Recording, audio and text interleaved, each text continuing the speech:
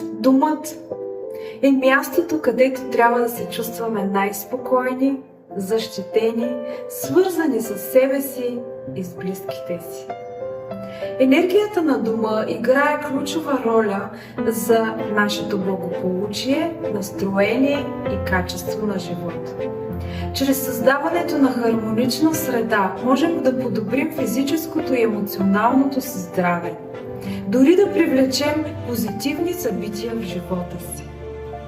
Сега ще ви кажа как да използвате силата на кристалите, за да превърнете дома си в истинско убежище на хармония и позитивна енергия.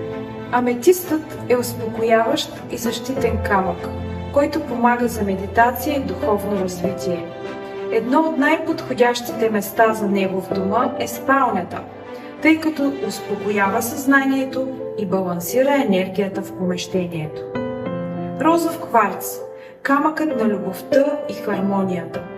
Подходящо е да присъства в спалнята или в центъра на дома, за да подпомогне семейните връзки.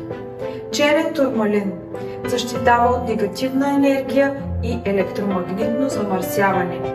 Добре е да се разположи близо до входната врата или електронните устройства.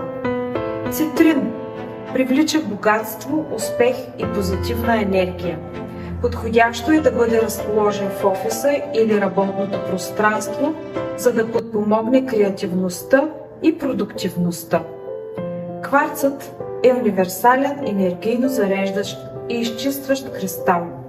Може да присъства във всяка стая, за да подобри цялостно енергията на дома. Не забравяйте, че трябва да почиствате кристалите си редовно, поне веднъж в месеца.